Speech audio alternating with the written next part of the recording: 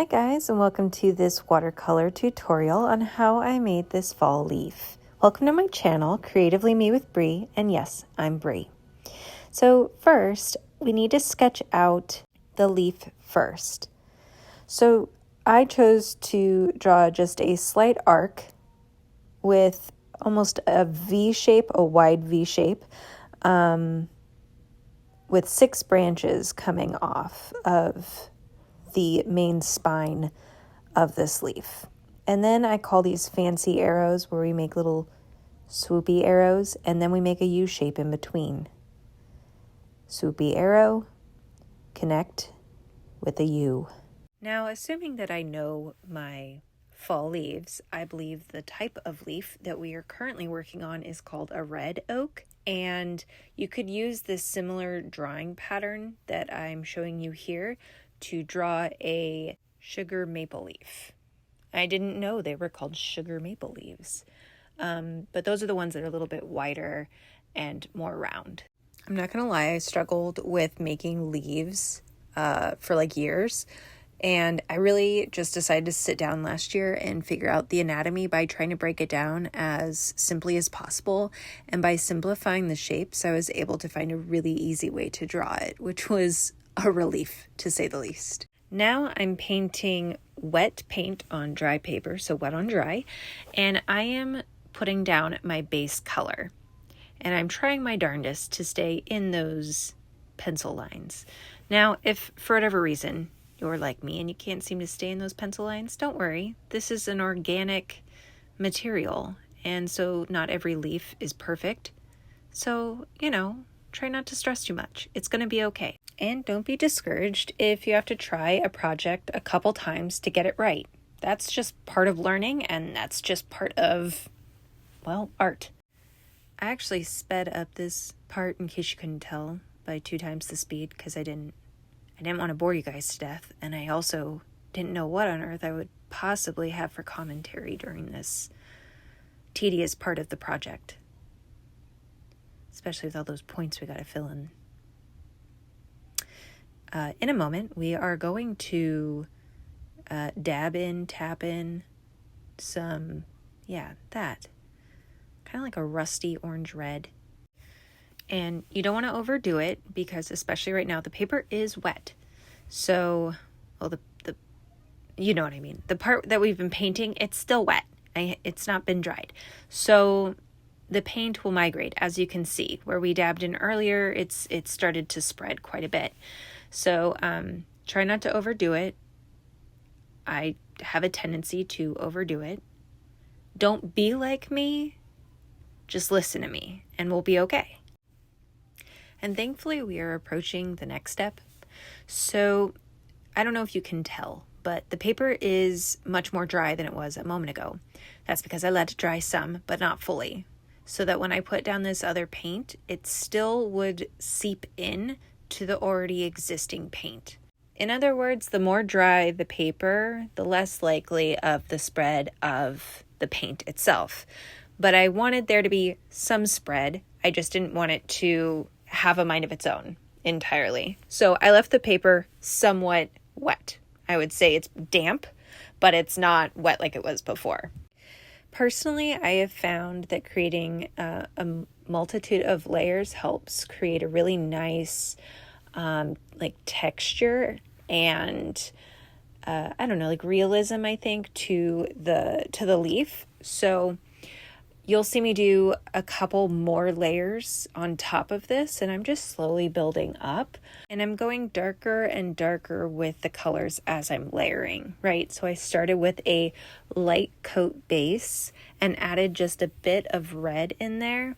And now I'm going on to a medium brown, and we'll continue to darken those colors as we progress. Keep in mind that while nature, of course, has a mind of its own and sometimes delineates off of the typical, leaves tend to start changing around the edges. So you will see as we progress on this piece that I put a lot of effort and attention into darkening specifically the edges of the leaf, and trying to avoid adding too much color, much more color at least, to the center of the leaf where the spine is.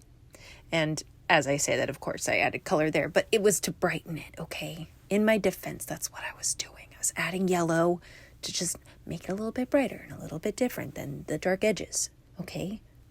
Okay. On this mostly dry layer, I'm also adding in some more of that rusty orange red again, and just building that color up just a little bit more because I think it's a really nice fall color. And I love it.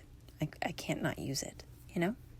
And while this layer is still damp, I'm going to tap in some very dark brown. It's almost black, but as it spreads, you'll notice that it definitely is more brown than it is black. If you're still here, please don't forget to subscribe, like, comment. Let me know if there's anything else you'd like to see. I love video suggestions, so if anybody has a topic they want covered, I do digital art as well as gouache and obviously watercolor. So I'm open to suggestions. Okay, and like I said earlier, I just keep going in with darker and darker colors. So now we're going in with this very, very, very dark brown. It's pretty much black. I don't know that I would still say that it's black, but it's like right there. It's right there. You want to know a sneaky benefit to painting the edges dark brown? It helps hide the sketch underneath. It also helps hide how I missed drawing inside the sketch the entire time. All right, as soon as all of it's dry, I go in with a much more saturated dark brown and start painting in the stem. And then I'm going to paint along the spine. I don't know if that's the correct terminology, but that's what I think of, the spine of the leaf. And then the points where we were making those little arrows at the beginning, I'm just doing some thin lines and then just having a few veins like take off towards some of where the points are. I really hope that made sense. Words are hard for me today.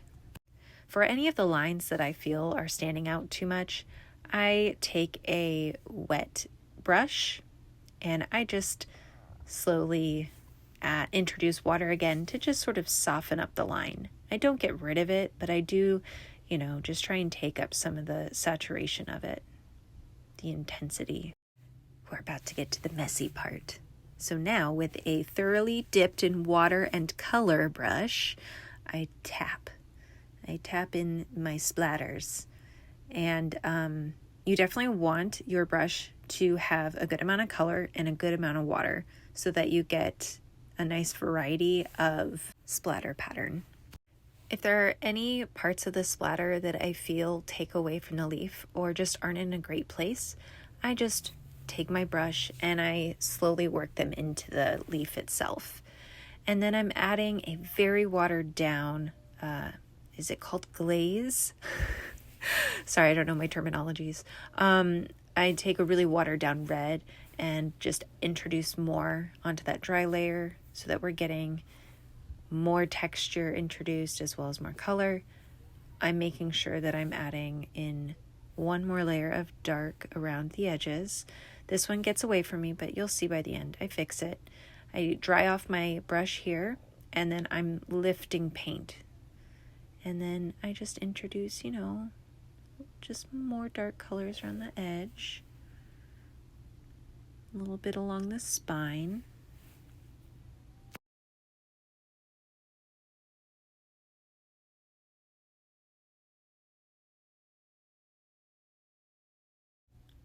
Still reworking that, making sure it doesn't stand out too much. We don't want it to steal the piece.